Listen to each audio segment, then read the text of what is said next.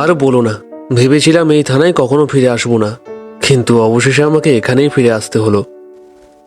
আসলে স্যার, কেসটা এতটাই জটিল যে আপনাকে হ্যান্ডেল করতেই হতো। কয়েকদিন থেকেই আশেপাশের এলাকা থেকে অনেকেই উধাও হচ্ছে। 1-2 দিন পর মৃতদেহ পাওয়া যাচ্ছে সেই ঝিলে। কেন, কি বৃত্তান্ত, কিছুই বোঝা যাচ্ছে না। পুলিশ অফিসার অনিরুদ্ধ এবং হাবিলদার কথা বলছিল। এমন সময় হন্তদন্ত হয়ে ঘরের ভেতরে ঢুকে আসে এক বয়স্ক লোক। তাকে দেখে অনিরুদ্ধ চমকে ওঠে। আপনি? কি হয়েছে? বসুন বসুন। বয়স্ক লোকটা হাঁপাতে হাঁপাতে বসে পড়ে চেয়ারে। কিছুক্ষণ পর বলে, লতিকাকে খুঁজে পাওয়া যাচ্ছে না কাল থেকে। আমার মেয়েটা বাজারে বেরিয়েছিল নিরুদ্দেশ। এই কথা শুনে পুলিশ অফিসার বড়বাবু অনিরুদ্ধের চোখ বড় বড় হয়ে যায়। মনে পড়ে যায় কয়েক মাস আগের কথা। আর কটা মাস অপেক্ষা করতে পারবে না লতিকা? একদম না, আমি আর অপেক্ষা করতে পারবো না। অনেক অপেক্ষা করেছি, আর আমার দ্বারা সম্ভব নয় অনিরুদ্ধ। চাকরিটা পেয়ে গেলে আর কোনো সমস্যা থাকবে না, আর সেটা তো হতে আর কটা দিন মাত্র বাকি। তাতে কি হয়েছে? তাহলে সব কিছুই কি নাটক ছিল? নাটক না, তবে বলতে পারো কিছুটা সময় কাটানো। কেন করলে তুমি এটা? কেন করতে পারবো না? কলেজে তুমি আমার পিছু পিছু ঘুরতে, তাই আমি ভেবেছিলাম তোমাকে কিছুদিন ব্যবহার করি, ব্যাস এতটুকুই। থানায় বসে অনিরুদ্ধর মনে পড়ে যায় লতিকার ব্যবহার। সেই লতিকাকে নাকি কাল থেকে খুঁজে পাওয়া যাচ্ছে না। কিছুটা রাগ হয়। শহরে যা হচ্ছে সেটা তো ভালো হচ্ছে না। অনেকেই নিরুদ্দেশ হচ্ছে, তারপর মৃতদেহ পাওয়া যাচ্ছে। আমার মেয়েটা কি তাহলে 24 ঘন্টা হয়নি, আপনি ভয় পাবেন না, ও ফিরে আসবে। আর আমি দেখছি কি করা যায়। তবে 24 ঘন্টা না গেলে তো আমরা থানায় ডায়েরি দিতে পারবো না। আমি ভেতরে খোঁজ লাগাচ্ছি। বয়স্ক লোকটা কাঁদতে কাঁদতে বেরিয়ে যায়। অনিরুদ্ধ অবাক হয়ে তাকিয়ে থাকে। হাবিলদারকে বলে, প্রলয়, তোমার সাইকেল আছে না? তোমার সাইকেলটা আমাকে একটু দিতে পারবে, যদি তোমার কোনো আপত্তি না থাকে? হ্যাঁ স্যার, কেন দিতে পারবো না। অনিরুদ্ধ সাইকেল নিয়ে বেরিয়ে পড়ে। পুরনো অনেক স্মৃতি তার চারিদিকে ভিড় হয়ে আসে। অন্ধকার রাত, সাইকেল চালিয়ে যাচ্ছে সেই ঝিল পাড়ে, যেই ঝিল পাড়ে তার সাথে প্রায়ই দেখা করত লতিকা। লতিকার হঠাৎ পাল্টে যাওয়াকে সে কখনোই মেনে নিতে পারেনি। তারপরে এখান থেকে চলে গেছিল অনেক দূরে। এখানে আর আসবে না সে ঠিক করেই নিয়েছিল, কিন্তু কর্মসূত্রে আবারও আসতে হয়। সাইকেল চালিয়ে যাওয়ার সময় হঠাৎ তার মনে হয় সাইকেলটা টানতে তার খুব কষ্ট হচ্ছে। সাইকেলের পিছনে কিছু একটা আছে যেটা সাইকেলকে সামনে এগিয়ে যেতে বাধা দিচ্ছে। কি হলো ব্যাপারটা? সাইকেল চালাতে এত কষ্ট হচ্ছে কেন? অনিরুদ্ধ হঠাৎই শুনতে পায় একটা মেয়ের হাসি। খিলখিল করে হাসছে, যেভাবে লতিকা হাসতো। হঠাৎ করে সাইকেলটা থামিয়ে সাইকেল থেকে সে নেমে পড়ে। নামতেই সে যা দেখে তাতে তার চোখ বড় বড় হয়ে যায়। সাইকেলের পিছনে বসে আছে লতিকা। চিনতে পেরেছো আমাকে? চিনতে পেরেছি, কিন্তু তুমি এখানে কি করে? তোমাকে যে কাকু খুঁজছে, তুমি সাইকেলে বসলে কি করে? তুমি নেমে পড়লে কেন সাইকেল থেকে? অনেক দিন পর তোমার সাইকেলে চড়েছি, চলো আমাকে নিয়ে চলো। অনিরুদ্ধ কি করবে বুঝতে পারে না। তুমি তুমি আগে বাড়ি চলো। তোমার কি মনে হয় আমি কে? কি আমার অস্তিত্ব? সবই তো মিশে গেছে মাটিতে। পাগল হলে? এখন তোমার কবিতা বলতে ইচ্ছে করছে না? আমার হাতটা ধরো, দেখো তো। অনিরুদ্ধ হাত বাড়িয়ে দেয়। লতিকার হাতটা ধরতে চাই, কিন্তু বাতাসে তার হাতটা বারবার ফিরে আসে। কিছুই সে ধরতে পারে না। এসব কি হচ্ছে আমার সাথে? কেন হচ্ছে? কারণ আছে এসব হবার, কারণ কারণ আছে। তুমি আগে ঝিল পাড়ে চলো, আমাকে নিয়ে ঝিল পাড়ে চলো, তারপর আমি সব বলবো। অনিরুদ্ধ আর কিছু না বলে লতিকাকে সাইকেলে চাপিয়ে ঝিল পাড়ে নিয়ে যায়। লতিকার চোখে মুখে ফুটে ওঠে পরম শান্তি। কলেজে পড়ার সময় ওরা এরকম সাইকেলে করে কত জায়গায় ঘুরেছে। লতিকা গুনগুন করে গান শুরু করে। একসময় লতিকা কবিতা আর গান খুব পছন্দ করত।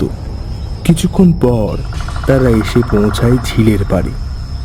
শান্ত পরিবেশ, আকাশে পূর্ণিমার চাঁদ, জলটা চকচক করে উঠছে। বলো কি বলবে? তোমার এরকম অবস্থা, তার মানে তুমি এই অবস্থা কি করে হলো? ওই যে দেখছো, ওই যে দেখছো না, আমার আমার ওটা ওটা আমার মৃতদেহ। অনিরুদ্ধ চমকে ওঠে ভালো করে ঝিলের মাঝখানটা দেখে। আবার লতিকার দিকে তাকায়। আসলে আমার বাবা এক জায়গায় বিয়ে ঠিক করেছিল। আমি জানতাম এ বিয়ে করে আমি সুখী হব না, তবু আমি চাইছিলাম না তোমাকে বাবা মা কিছু বলুক, অপমান করুক। তাই আমি চুপচাপ বিয়েতে রাজি হয়ে যাই। তোমাকে কিছু কড়া কথা শোনাই যাতে তুমি আমাকে সহজেই ভুলে যেতে পারো। তোমাকে সেই দিন বিদায় জানানোটা ভীষণ কঠিন ছিল। বিদায় জানিয়ে এসে আমি নিজেকে ঠিক রাখতে পারি না, কান্নাকাটি করতে থাকি পাগলের মতো। খাওয়া দাওয়া বন্ধ করে রুমে নিজেকে আটকে রাখি। আমার কান্নায় সহানুভূতি হয়ে আমার বাবা মা কয়েকদিনের মধ্যেই বিয়ে ক্যান্সেল করে দেয়। তারপর থেকে আমি তোমার অপেক্ষাতেই আছি। তুমি এখানে এসেছিলে সেদিন, আমি তোমার সাথেই দেখা করতে আসছিলাম, আর আসার পথেই ঘটে এই বিপদ। কিন্তু তুমি বলো, এই ব্যাপারটা তোমার সাথে কে করলো? জানি না, পিছন থেকে এসে আমার মুখটা চেপে ধরলো। তারপর কি চাই ওদের? কেন করলো এটা? আর 2 দিন পর মৃত্যু হলে কোনো আক্ষেপ থাকতো না। শয়তানগুলোকে ধরতে পারলে? তুমি ওদের ধরতে পারবে? আমি তোমাকে এখনো। সকাল হচ্ছে, আমাকে যেতে হবে। হঠাৎ করেই লতিকা চোখের সামনে থেকে উধাও হয়ে যায়। পূর্ব আকাশে হালকা আভা দেখা যাচ্ছে।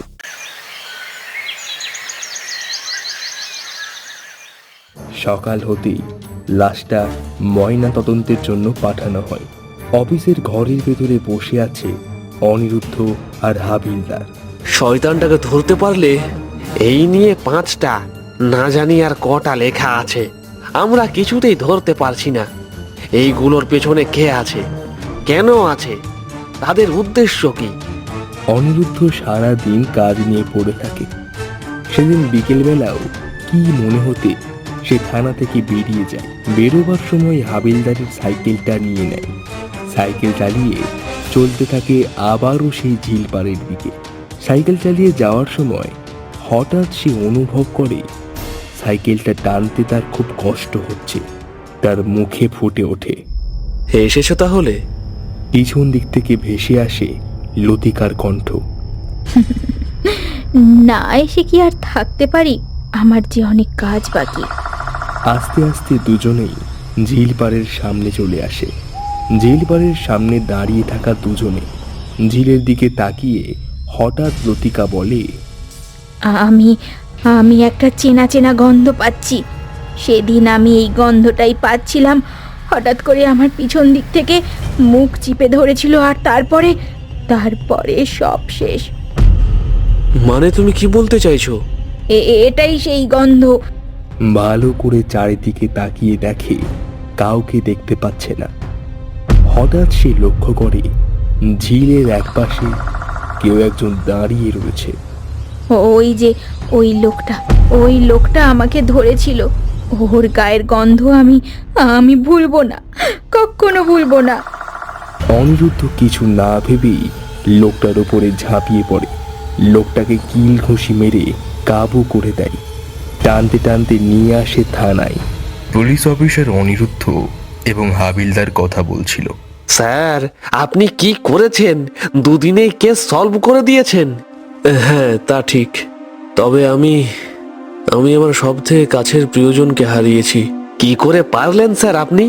আমি আসলে জানি না। তবে না থাক, তোমার সাইকেলটা আমাকে একটু দিতে পারবে, যদি তোমার কোনো আপত্তি না থাকে? কি ব্যাপার স্যার, প্রত্যেক দিন আমার সাইকেল নিয়ে কোথায় যান বলুন তো? একটা সাইকেল কিনে নিন না। তবে আপনি তো বলেছিলেন এখানে বেশি দিন থাকবেন না, চলে যাবেন। না না, আমি কোথাও যাব না, আমি এখানেই থাকবো। আমি একটা সাইকেল কিনবো। অনিরুদ্ধ আবারও সাইকেল নিয়ে ঝিল পাড়ের দিকে বেরিয়ে পড়ে। যাওয়ার পর সাইকেলের পিছন থেকে ভেসে আসে লতিকার কণ্ঠ। তুমি আবারও চলে এসেছো সাইকেল নিয়ে? কিন্তু কেন? তুমি তো সবই জানো। আমি তোমার সাথে অন্যায় করেছি, আমাকে ক্ষমা করে দাও। থাক না পুরনো কথা, বাদ দাও, নতুন কিছু বলো। কি আর বলবো নতুন করে, আমি তো এখন প্রেত হয়েছি। তুমি আমাকে ভুলে যাও, অন্য কাউকে বিয়ে করে নাও। তা হয় না। কেন হয় না? আমি তো এখন আর মানুষ নই, আমাকে আর বিয়ে করতে পারবে না তুমি। আমি তোমাকে ভালোবাসি।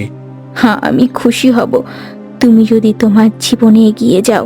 ঠিক আছে, পরে ভাববো, এখন আপাতত চুপটি করে বসি। অনিরুদ্ধর কাঁধে মাথা রাখে লতিকা, পরম স্নেহে। দুজনেই চোখ বন্ধ করে নেয়।